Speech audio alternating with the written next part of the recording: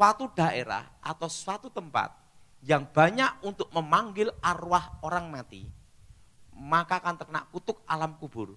Maka daerah itu akan banyak terkena kutukan musibah bencana. Dan kutuk kemiskinan dan kutuk sakit penyakit.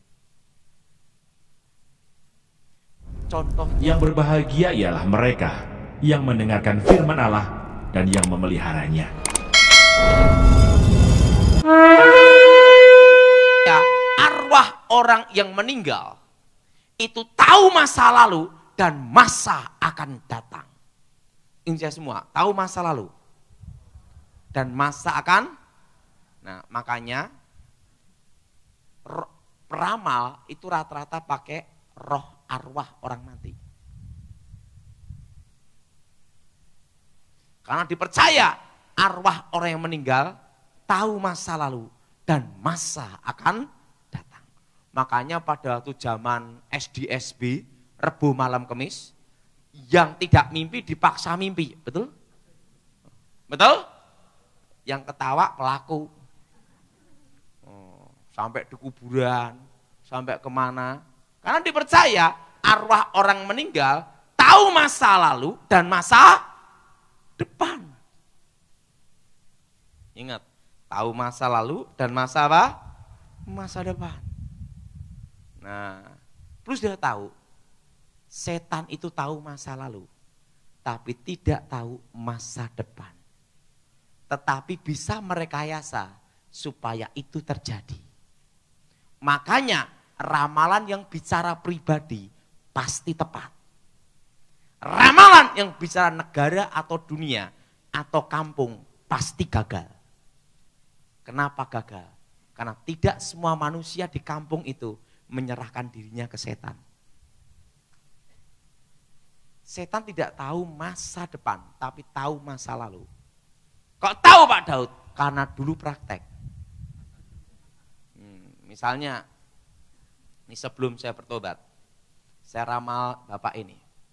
Wah, bapak ini nanti 3 tahun lagi akan punya showroom mobil. Walaupun dia tidak percaya, kalau dia datang ke saya, secara otomatis nasibnya dia ada di bawah saya. Maka roh dalam diri saya akan bekerja, merekayasa supaya itu terjadi 3 tahun dibantu untuk mobil, showroom mobil. Tetapi setelah ramalan itu terjadi, kutukan baru berjalan. Makanya tukang ramal tidak akan ramal dirinya sendiri. Kenapa? Karena dia takut kutukannya juga.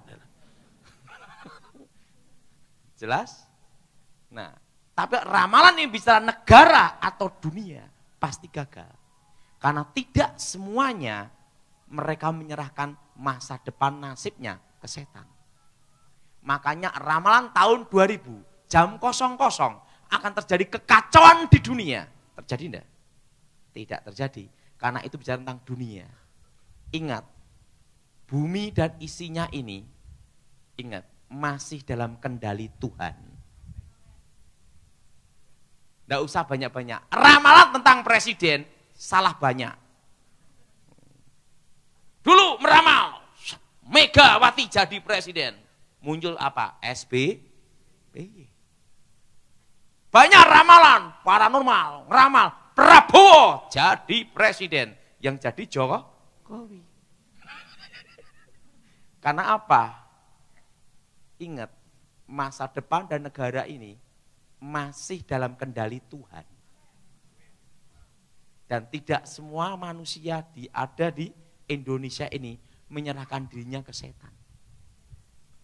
Makanya ramalan bicara pribadi pasti tepat. Negara, dunia, kampung pasti gagal. Nggak usah dunia, kampung aja gagal. Ramalan tentang Noto Negoro, No Soekarno, To Soeharto. Negoro keliru siapa? Habibie. Habibie nggak ada no, betul? Goro, Gus Dur, Megawati, SBY, bubar, betul lah. Ramalan Notonegoro kalah, gagal. Karena itu menyangkut apa? Negara. Tahu ramalan pribadi pasti Ingat, setan tidak tahu masa depan. Tetapi bisa merekayasa supaya terjadi. Pertama, karena dia percaya arwah orang meninggal tahu masa lalu dan masa depan. Yang keempat, dipercaya arwah orang yang meninggal tahu rahasia alam. Dan yang kelima, ini yang parah. Dipercaya arwah orang meninggal lebih jujur daripada orang hidup. Dianggap lebih apa? Jujur. Coba mimpi ketemu ayahnya yang, wah nak aku susah di sana. Tolong saya ini dikasih ayam ingkung. Karena aku lama tidak makan ayam Kentucky Fried Chicken. Terusan dia ngomong gini, tolong nanti saya kasih rezeki, besok nomor togelnya 72. Beli ke yo, bangun tidurnya. Walaupun dia tahu ayahnya dulu tukang tipu, tetap dibeli nomor. Betul? Yang ngangguk-ngangguk pernah ngalami. Dan apa yang terjadi? Itu nomornya togel blong, keluar nomornya bukan 72. Tetap besok dimimpin lagi, dibeliin lagi, betul? Karena dipercaya arwah orang meninggal itu dipercaya lebih jujur daripada orang hidup. Dan yang terakhir, dipercaya arwah orang yang meninggal punya kemampuan, kekuatan supranatural. Makanya banyak orang bertapa itu di kuburan. Tidak ada orang bertapa di diskotik bertapa. Nah, yang jadi pertanyaan, apakah itu arwah orang mati? Dan kenapa kalau mimpi ketemu orang mati, itu selalu sama persis suaranya? Termasuk kalau memanggil arwah orang mati. Waktu kemasukan, jlep, dukunnya, mediatornya kerasukan, suara, cara bicara, semua sama. Nah, sekarang tak beritahu rahasianya. Sebelum saya bertobat, dipercaya bahwa dalam diri manusia itu ada saudara kembar. Makanya kalau bayi baru lahir, terutama di Asia, tali pusatnya disimpan di satu tempat. Kalau apalagi di Jawa, disimpan di satu tempat. Setelah itu dikasih minyak tanah sama api, minyak teplok. Nah, pokoknya benda penerang. Setelah itu dikasih kembang setaman. Supaya apa? Kembarannya sang jabang bayi menyertai melindungi sang jabang bayi. Dengan tanda tali pu. Nah, kepercayaan itu sampai sekarang masih ada. Betul? Betul? Nah, yang jadi pertanyaan, apakah di dalam diri manusia ada saudara kembar? Sebelum saya bertobat, saya punya paham itu namanya sedulur papat limo panjer. Bahwa dalam diri manusia ada saudara kembar. Nah, akan saya kasih tahu rahasianya. Saya minta tolong, mana untuk contoh ya? Nah, sebentar dulu. Ini sini, review aja sini. Enggak apa-apa. Saya harus cari contoh yang mirip.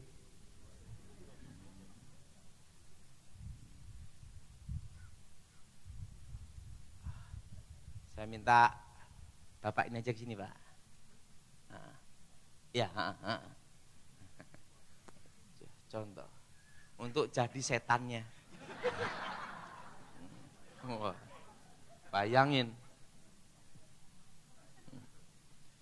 Nah, ini jadi malaikatnya aja lah. Sini ya. Nah.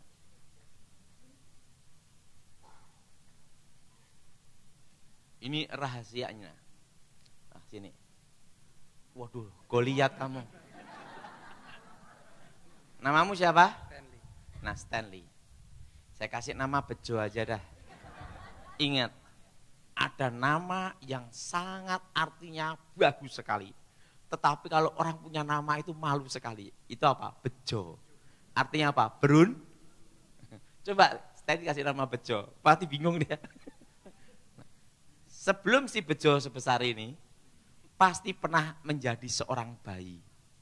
Sekarang bayi, enggak mungkin bayi lahir langsung haleluya, bubar. Waktu dia lahir, langsung di sini ada setan. Wah. Kenapa ada setan? Ingat, iblis seperti singa yang mengaum-ngaum mengelilingi kita. Jelas? Jelas? Di sini ada malaikat. Haleluya. Malaikat haleluya ini halilintar. Waktu usia 1 tahun, maka roh setan ini akan membentuk seperti dia 1 tahun. Tapi malaikat tidak berubah bentuk. Kenapa ada malaikat? Karena orang tuanya orang Kristen. Malaikat Tuhan berkemah di sekeliling kita. Amin. Waktu usia 7 tahun, maka roh ini membentuk seperti dirinya, sama 7 tahun. Tapi malaikat tidak berubah bentuk. Usia 17 tahun, roh ini membentuk dirinya 17 tahun. Tapi malaikat tidak berubah bentuk. Usia 18 tahun murtad menyangkal Yesus. Dia bertapa belajar ilmu mistik batin. Sekarang gini. Malaikat pulang. Karena apa? Menyangkal. Waktu dia bertapa, maka yang pertama kali dia lihat adalah ini. Roh yang wujudnya sama dengan dia. Makanya orang belajar meditasi atau belajar untuk ilmu ngeraga sukma. Tahap dasar yang pertama kali dia lihat waktu belajar ngerogo sukmo, mecat rogo. Yang pertama kali lihat adalah dirinya sendiri. Nah, ada di sini. Dan roh ini pula yang pertama kali masuk. Untuk menghubungkan roh-roh yang lain. Dan roh yang lain itu masuk semua sini. Nah, usia 70 tahun dia mati. Innalillahi, mati gini. Karena dia tidak percaya Tuhan, tidak dalam Tuhan, langsung arwahnya menuju dunia orang mati. Karena dia tidak percaya Tuhan. Tetapi di kuburannya adalah roh ini. Yang wujudnya sama dengan ini. Karena roh ini mendampingi sejak lahir. Dan roh ini pula yang mendatangi anak cucunya ini semua. Makanya suaranya bisa sama. Nah, dulu sebelum saya bertobat, pada waktu mempelajari ilmu pembangkit arwah, misalnya ini mati. Sekarang gini. Ini matranya diucapkan, dipanggil. Set. Ini masuk ke jasadnya. Set. Ini bisa dikendalikan dari jarak jauh. Jelas? Ini sering digunakan untuk apa? Santet. Jelas? Jelas, yang roh wujudnya sama dengan ini. Mendatangi untuk teror. Nakut-nakutin. Jelas? Jelas? Nah, atau sebelum saya bertobat, baca mantra gedruk 3 kali. Itu 3 kali. Kalau keterusan 4 kali tidak bisa. Karena sandinya 3. Di alam roh ada passwordnya. Ingat, apa yang dilakukan setan itu menduplikat apa yang dilakukan Tuhan. Ingat, 3 hari Yesus bangkit. Dek, dek, dek, dek, muncul roh ini. Sini, di kuburan ini. Wujudnya sama dengan ini. Ya, inilah dulu sebelum saya bertobat yang saya mintain nomor SDSB. Jelas? Nah, apakah ini arwah orang mati? Bukan. Tapi roh setan yang mendampingi dia sejak lahir. Makasih. Jelas? Makanya kalau orang mimpi ketemu orang yang mati, pasti semua sama. Kenapa semua sama? Ingat, roh ini mendampingi yang mati itu sejak dialah, maka dari hobi, cara bicara, semua sama.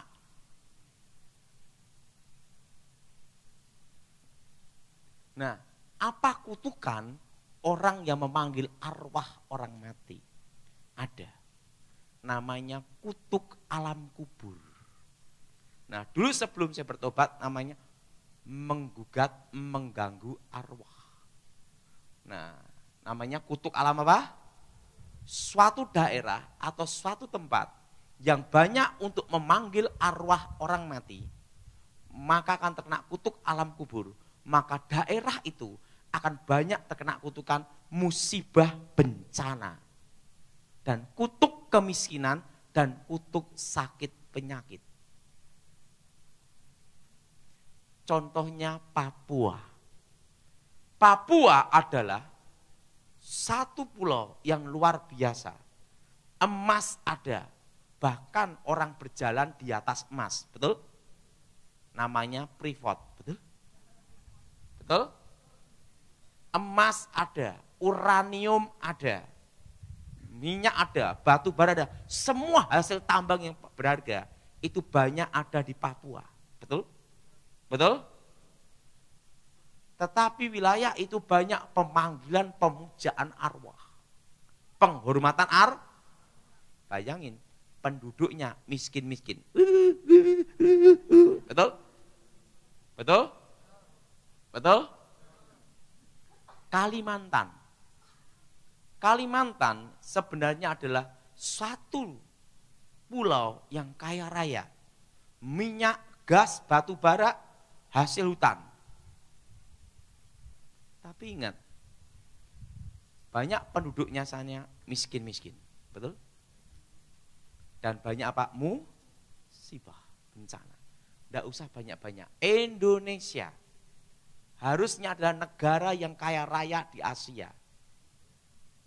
Bayangin, tongkat dilempar ke tanah jadi pohon. Karena apa? Tongkatnya dari kayu singkong. Maka jadi pohon, betul? Betul? Karena tongkatnya dari apa? Singkong. Nah, jatuh jadi pohon, betul? Nah, emas ada, hasil laut melimpah. Betul? Hasil apa? Hasil laut melimpah. Hasil laut melimpah, tanah subur. Betul? Hasil alam luar biasa, cengkeh, gula, kopi, semua ada. Betul? Hasil tambang, batu bara, minyak, emas, besi, semua ada. Boksit ada. Tapi Indonesia menjadi negara termiskin di dunia nomor berapa? Betul? Karena apa? Karena banyak pemimpin Indonesia, bayangin, mau ngelantik, mau nyalonkan jadi presiden aja, ke kuburan dulu, betul? Betul? Ke kuburan, betul? Banyak menteri, bupati, pergi mana? Minta restu ke kuburan, doa ke kuburan, meminta kuburan, tempat keramat. Maka Indonesia ini banyak sekali musibah bencana.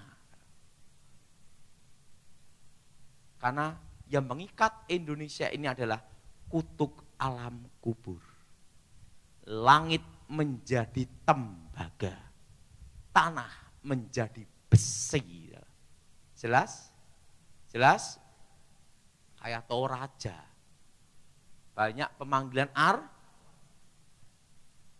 itu kutuk alam kubur. Musibah bencana. kemiskinan, sakit penyakit. Namanya kutuk alam kubur. Nah, sebelum saya bertobat, saya menguasai ilmu ngerogo sukmo. Mati sak jering urip, urip sak jering pati. Mati dalam hidup, hidup dalam mati. Dan ilmu ini dulu sebelum saya bertobat, sering saya gunakan adu ayam. Maka saya adu ayam itu tidak terkalahkan sampai sekarang. Kenapa? Setelah bertobat berhenti. Berarti rekor tidak terkalahkan tetap dipegang, betul? Makanya saya tidak mau adu ayam lagi. Kenapa? Karena kalah berarti apa? Hilang rekornya. Nah, saya bertobat, berhenti adu ayam sampai sekarang. Nah, beli ayam ya pernah kalah, pedotan. Kalau ayam pernah kalah, diadu tarung pasti lari. Karena pernah kalah. Keok. Waktu pertama ayam saya lari, kedua lari. Waktu yang ketiga, depan lagi. Taruhan dinaikkan, 1.000 jadi 5.000. Semua bertaruh di lawan saya bertaruh di ayam saya sendiri. Langsung roh saya masuk ke dalam ayam. Saya baca mantra, tameng wojo, tameng baja. Supaya badan saya tidak disentuh oleh manusia.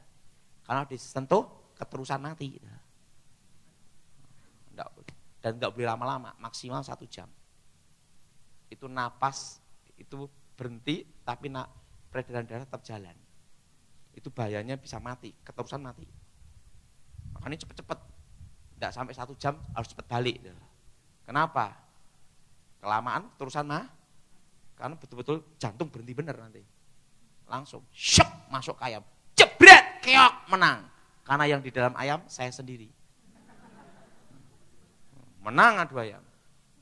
Oh, saya menang adu ayam. Saya kalau ingat adu ayam itu, akhir ketahuan juga saya. Ini jangan, yang sekolah-sekolah jangan ikut saya lah. Jadi gini, saya tuh kalau adu ayam menang terus. Saya tuh orangnya suka bolos sekolah. Nah, wali kelas saya, guru SMP, tahu saya. Tony ini punya ilmu masuk dalam ayam. Akhirnya dia ngomong sama saya, Ton, kita kerja sama adu ayam. Jadi ingat, ini wali kelas saya. Kita atur gimana? Pokoknya begitu penting kamu absen aja. Baik, bagus. Begitu absen gimana, guru? Gini, nanti murid-murid tak kasih ulangan PR terus. Dia hanya ngajar setengah jam aja. Nah, setelah itu kamu tak kode. Iya udah. Oke, mau. Saya sama guru saya wali kelas itu adu ayam setiap hari. Tapi absennya tetap ada nama saya. Nah, murid-muridnya setiap hari ulangan dan PR. Wah, saya dulu adu ayam terus ya. Nah, menang terus. Nah, zaman dulu itu ada lagu namanya Isabella itu loh. Makanya saya tidak bisa lupa itu lagu itu. Isabella itu kenapa? Waktu itu suaranya ini dibesarin. Wah, Isabella itu adalah, nah di bawah itu adu ayam semua. Nah, kenapa? Untuk pengalih perhatian, dikira ada acara jagongan pernikahan. Padahal bawahnya itu adu ayam semua. Itu dulu sebelum bertobat. Saya adu ayam itu sejak usia 9 tahun. Adu ayam itu. Jangan ikut-ikut jejak saya. Nah, dan saya itu sekolah tidak pernah belajar. Tapi ngambil pikiran guru-guru SD, SMP. Syep, jawaban langsung di telapak tangan. Nah, setelah bertobat ilmunya hilang, matematika enggak bisa. Makanya saya itu enggak bisa bahasa Inggris, enggak bisa matematika. Poro gapite enggak bisa. Tapi ingat uang ngerti. Kalau matematika perkalian bingung saya. Pembagian tuh susah, tapi bagi duit ngerti. Nah, kenapa? Karena sejak kecil saya pakai ilmu semua. Nah, setelah bertobat kemampuannya hilang. Bingung sekarang. Nah, yang ngajarin bahasa Inggrisnya malah anak saya. Wah, Makanya waktu saya lulus sekolah Alkitab itu ya mujizat. Karena waktu saya sekolah Alkitab, itu gurunya ngasih nilai saya bingung, semua di bawah 5. Jadi pada itu kelas 1, kelas 2, kelas 3. Itu muridnya tinggal 4. Rektor saya ngomong gini, Tony, ada apa Pak Pontas? Sebenarnya kamu enggak lulus. Loh kenapa enggak lulus? Karena kita bingung ngasih nilai. Karena nilai kamu itu semua di bawah 5. Tetapi kalau tidak diluluskan, muridnya tinggal 4. Karena anugerah keselamatan dan belas kasihanku, engkau kunyatakan lulus. Makanya saya lulus itu mujizat. Nah, pada waktu saya belajar ilmu Rogo Sukmo, jadi pertama kali orang belajar ilmu Rogo Sukmo untuk mecat rogo, pertama kali orang belajar ilmu gaib, pasti dia melihat dirinya sendiri. Ini disebut saudara kembar. Nah, waktu itu, setelah saya nguasai itu, baru taraf kedua mati rogo, roh keluar. Dan waktu ngerogo sukmo itu harus di tempat tersembunyi. Kalau dia pas ngerogo sukmo gini, badannya dipindah atau posisinya beda, mati ya. Makanya orang rogo sukmo itu hati-hati bener, tempat tersembunyi. Baru gini, roh keluar. Nah, pertama kali saya lihat belajar ilmu rogo sukmo, pertama adalah kabut hitam, awan gelap. Nama ini tipuan alam maya, alam gaib. Di situ akan ketemu raja-raja, jenderal-jenderal zaman dahulu. Makanya ada orang bertapa, dia ketemu Bung Karno. Orang bertapa ketemu Gajah Mada. Orang bertapa ketemu raja-raja zaman dulu, atau jenderal atau sunan zaman dulu. Ini ada di tipuan alam maya, itu awan hitam. Ini bukan arwah orang mati, tapi roh setan yang menyertai mereka-mereka yang mati zaman dahulu. Jelas? Nah, setelah itu ada lautan kaca. Lautan kaca ini seluruh dunia bisa dilihat. Makanya ilmu terawang itu menggunakan lautan kaca ini. Misalnya ada penjahat, ngerampok, mas, pemilik toko mas minta tolong saya, langsung baca mantra, weng juh vitamin komplit, langsung ilmu terawang. Dilihat dari mana? Lautan kaca ini. Oh ini penjahatnya namanya ini alamat di sini, tangkap jam sekian, pasti ketangkep. Tetapi ingat dukunnya sendiri kehilangan mobil, lapor polisi. Karena siapapun yang menggunakan jasa ini akan terkena kutukan, bangkrut seumur hidup. Makanya dukun itu tidak akan berani menggunakan ilmunya sendiri. Kenapa? Karena dia tahu resiko. Tahu apa saudara? Resiko. Terawang. Taunya saya tahu resiko di mana? Waktu saya belajar ilmu terawang, tiba-tiba ayam guru saya dicuri orang. Ayam nenek guru saya. Saya ngomong sama nenek, tenang nenek. Saya kan baru belajar waktu itu. Saya cukup gunakan ilmu terawang untuk nangkap penjahat pencuri ayam nenek. Waktu saya mau gunakan, nenek saya ngomong, stop, jangan kamu gunakan. Harga ayam dan kutukannya lebih berat kutukannya goblok. Gitu. Di situ baru ngerti, ada kutukannya. Ingat, setan tidak pernah memberi manusia gratis. Itu dukun yang bisa bikin laris toko. Kenapa enggak buka pabrik sendiri, betul? Dia tahu resiko, ada harga yang dibayar. Nah, lautan kaca inilah yang bisa dilihat oleh seorang dukun untuk seluruh dunia. Sebenarnya tentang lautan kaca ini ada di Alkitab ada. Pada waktu Yesus dicobai. 3 pencoba. iblis ada di situ. Yesus berdiri di satu tempat. Dia berkata apa? Kalau engkau menyembah aku, iblis menunjukkan semua kerajaannya. Yesus ada di satu tempat, seluruh dunia kelihatan. Iblis berkata apa? Kalau engkau menyembah aku, ini kuberikan. Betul? Ingat, Yesus ada di satu tempat, seluruh. Yang menunjukkan siapa? Setannya loh. Nah, makanya kalau orang ilmu terawang, anaknya hilang, jam berapa? Ilmu terawang. Oh jam sekian. Oh ya namanya ini. Tak pas ketemu. Tapi kutukannya berat. Bangkrut seumur hidup. Makanya pabrik-pabrik yang minta ilmu terawang pasti habis. Biasanya yang tahu pemilik perusahaan tidak menggunakan jasa ini. Tapi tiba-tiba pegawainya punya inisiatif, pegawainya bangkrut. Nah, setelah itu, setelah lautan kaca, baru ada lubang kecil menuju ke bawah, terowongan. Disitulah arwah orang mati semua berada. Apa saudara? Arwah orang mati berada. Ratap kertak gigi, ratap tangis. Nah, pada waktu saya ke situ, mau masuk terowongan itu, guru saya mencegah saya.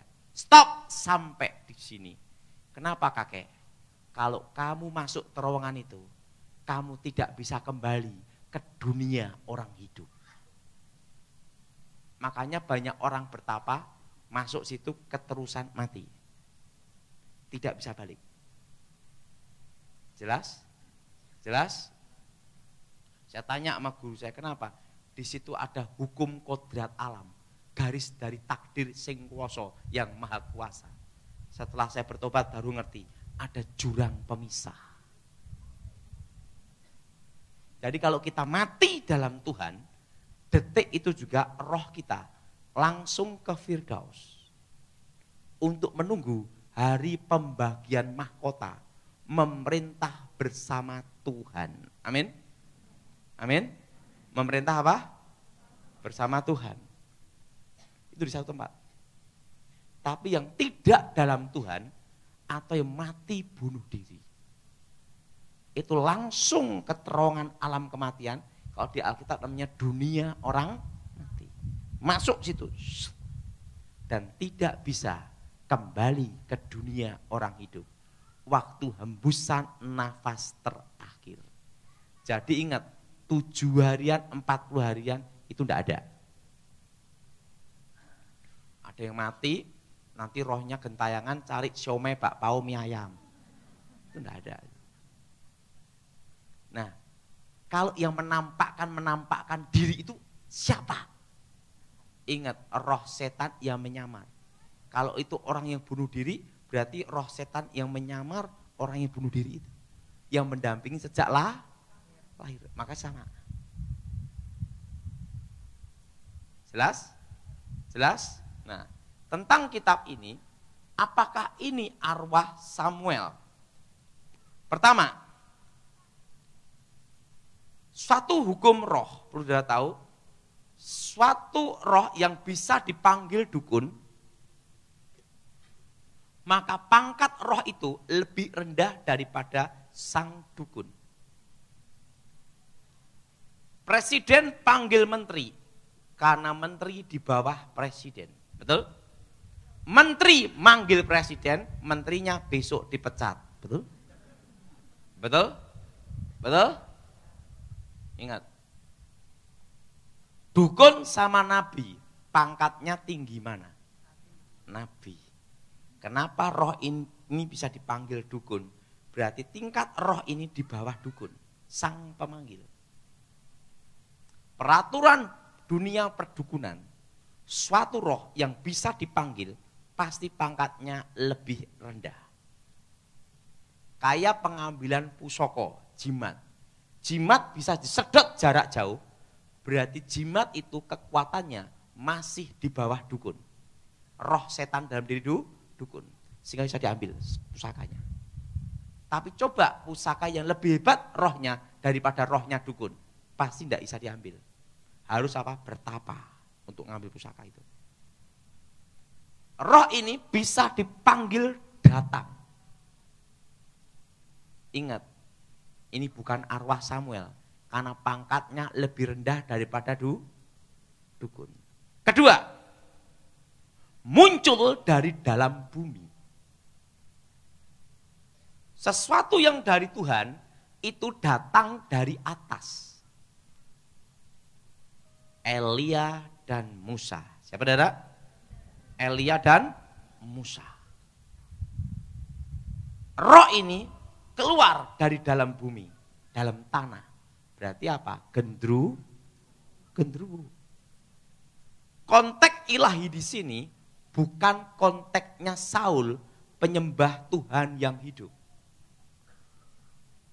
Ini kok yang ngomong perempuan di indoor, dukun. Aku melihat sesuatu yang ilahi muncul dari dalam bumi. Ingat, ini konteks apa? Dewa Dewi. Bukan Saul yang ngomong, tapi seorang dukun. Ketiga, nubuatnya tidak terjadi. Dikatakan, Saul, engkau dan anak-anakmu besok bersama-sama aku. Artinya mati semua. Apa saudara? Mati semua. Dan tentara Israel akan diserahkan orang Filistin. Ingat, kenyataannya arti besok di sini bukan besok Indonesia loh. Hati-hati aja sama orang Indonesia. Besok Senin ketemu ya. Hari Senin kita nungguin. Maksud kami Senin tahun depan. Makanya janji sama Indonesia itu harus hari, tanggal, tahun, dan bulan. Karena tahun depan pun masih apalagi waktu nagih hutang, betul? Nah, besok di sini betul-betul besok. Pertama, Isi-Boset, anak kandung Saul, tidak mati hari itu. Bahkan menjadi raja menggantikan Saul. Walaupun setelah itu mati dibunuh sama ajudannya, pengawalnya. Kedua, Mefiboset, cucu Saul, anak Yonatan, masih hidup. Betul? Waktu itu. Yang ketiga, Mikal, istrinya Daud, masih hidup waktu itu. Berarti tidak semua keluarga Saul mati semua hari itu. Betul? Berarti nubuatnya tidak terjadi. Dan yang keempat, dari buahnya lah kamu akan tahu. Saul bunuh diri. Dan gener dinasti Saul selesai. Apa artinya? Saul mati dan dinastinya berakhir. Karena apa? Karena dia memanggil arwah kutub. Jelas? Mazmur 121. Tuhan penjaga Israel. Nyanyian ziarah. Aku melayangkan mataku ke gunung-gunung. Dari manakah akan datang pertolonganku? Pertolonganku ialah dari Tuhan yang menjadikan langit dan bumi. Ia takkan membiarkan kakimu goyah. Penjagamu tidak akan terlelap. Sesungguhnya tidak terlelap dan tidak tertidur penjaga Israel. Tuhanlah penjagamu, Tuhanlah naunganmu di sebelah tangan kananmu. Matahari tidak menyakiti engkau pada waktu siang, atau bulan pada waktu malam. Tuhan akan menjaga engkau terhadap segala kecelakaan. Ia akan menjaga nyawamu. Tuhan akan menjaga keluar masukmu dari sekarang sampai selama-lamanya.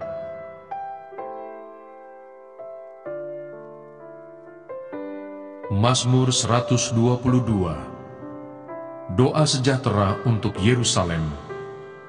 Nyanyian ziarah Daud. Aku bersukacita ketika dikatakan orang kepadaku, mari kita pergi ke rumah Tuhan. Sekarang kaki kami berdiri di pintu gerbangmu, hai Yerusalem. Hai Yerusalem yang telah didirikan sebagai kota yang bersambung rapat, kemana suku-suku berziarah, yakni suku-suku Tuhan, untuk bersyukur kepada nama Tuhan, sesuai dengan peraturan bagi Israel.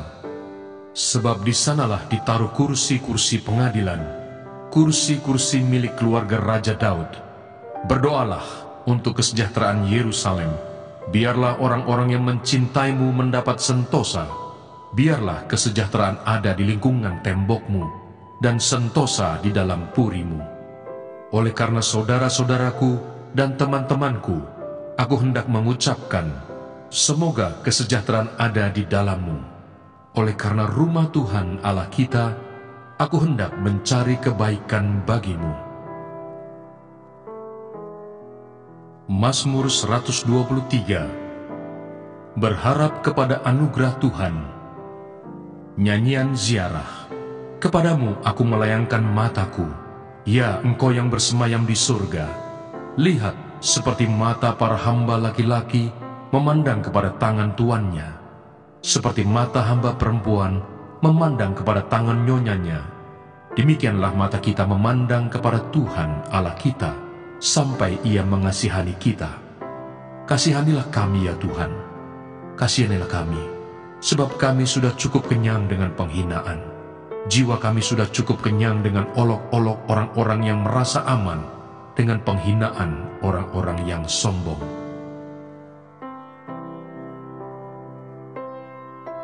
Mazmur 124. Terpujilah penolong Israel. Nyanyian ziarah Daud. Jikalau bukan Tuhan yang memihak kepada kita, biarlah Israel berkata demikian. Jikalau bukan Tuhan yang memihak kepada kita, ketika manusia bangkit melawan kita, maka mereka telah menelan kita hidup-hidup. Ketika amarah mereka menyala-nyala terhadap kita, maka air telah menghanyutkan kita, dan sungai telah mengalir melingkupi diri kita. Maka telah mengalir melingkupi diri kita air yang meluap-luap itu. Terpujilah Tuhan yang tidak menyerahkan kita menjadi mangsa bagi gigi mereka. Jiwa kita terluput seperti burung dari jerat penangkap burung. Jerat itu telah putus, dan kita pun terluput. Pertolongan kita adalah dalam nama Tuhan yang menjadikan langit dan bumi.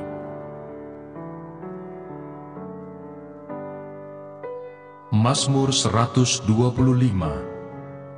Aman dalam lindungan Tuhan. Nyanyian ziarah. Orang-orang yang percaya kepada Tuhan adalah seperti gunung Sion yang tidak goyang, yang tetap untuk selama-lamanya. Yerusalem, gunung-gunung sekelilingnya, demikianlah Tuhan sekeliling umatnya, dari sekarang sampai selama-lamanya. Tongkat kerajaan orang fasik tidak akan tinggal tetap di atas tanah yang diundikan kepada orang-orang benar, supaya orang-orang benar tidak mengulurkan tangannya kepada kejahatan. Lakukanlah kebaikan ya Tuhan, kepada orang-orang baik dan kepada orang-orang yang tulus hati.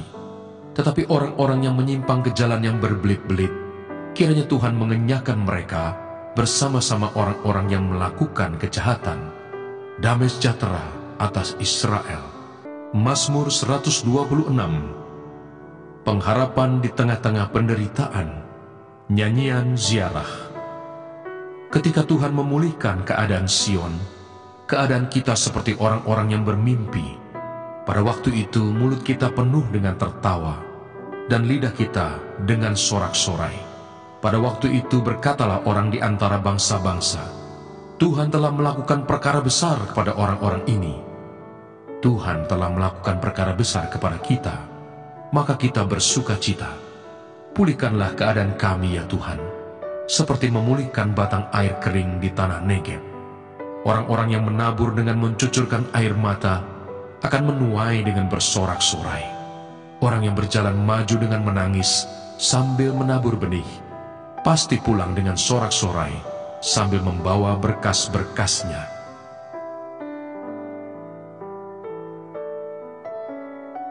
Mazmur 127. Berkat Tuhan pangkal selamat. Nyanyian ziarah Salomo.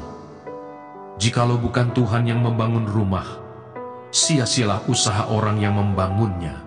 Jikalau bukan Tuhan yang mengawal kota, sia-sialah pengawal berjaga-jaga. Sia-sialah kamu bangun pagi-pagi dan duduk-duduk sampai jauh malam, dan makan roti yang diperoleh dengan susah payah, sebab ia memberikannya kepada yang dicintainya pada waktu tidur. Sesungguhnya anak-anak lelaki adalah milik pusaka daripada Tuhan, dan buah kandungan adalah suatu upah. Seperti anak-anak panah di tangan pahlawan, demikianlah anak-anak pada masa muda. Berbahagialah orang yang telah membuat penuh tabung panahnya dengan semuanya itu. Ia tidak akan mendapat malu apabila ia berbicara dengan musuh-musuh di pintu gerbang. Mazmur 128. Berkat atas rumah tangga, nyanyian ziarah. Berbahagialah setiap orang yang takut akan Tuhan, yang hidup menurut jalan yang ditunjukkannya. Apabila engkau memakan hasil jerih payah tanganmu, berbahagialah engkau dan baiklah keadaanmu. Istrimu akan menjadi seperti pohon anggur yang subur di dalam rumahmu, dan anak-anakmu seperti tunas pohon zaitun sekeliling mejamu. Sesungguhnya demikianlah akan diberkati orang laki-laki yang takut akan Tuhan. Kiranya Tuhan memberkati engkau dari Sion, supaya engkau melihat kebahagiaan Yerusalem seumur hidupmu, dan melihat anak-anak dari anak-anakmu. Damai sejahtera atas Israel.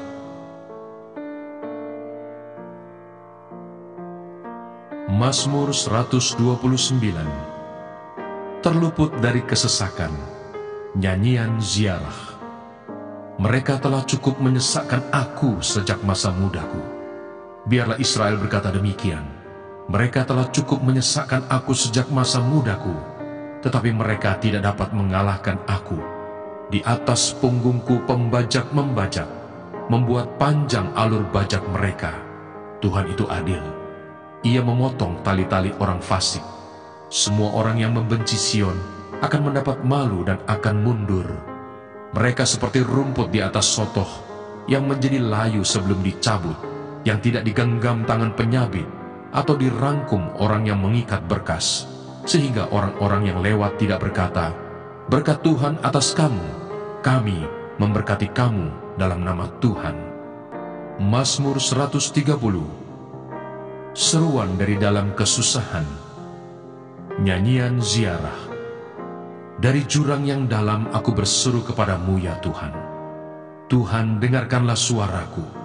Biarlah telingamu menaruh perhatian kepada suara permohonanku. Jika engkau ya Tuhan mengingat-ingat kesalahan Tuhan, siapakah yang dapat tahan? Tetapi padamu ada pengampunan supaya engkau ditakuti orang. Aku menanti-nantikan Tuhan, jiwaku menanti-nanti, dan aku mengharapkan firman-Nya. Jiwaku mengharapkan Tuhan, lebih daripada pengawal mengharapkan pagi, lebih daripada pengawal mengharapkan pagi. Berharaplah kepada Tuhan, hai Israel, sebab pada Tuhan ada kasih setia, dan Ia banyak kali mengadakan pembebasan. Dialah yang akan membebaskan Israel dari segala kesalahannya. Yang berbahagia ialah mereka yang mendengarkan firman Allah dan yang memeliharanya.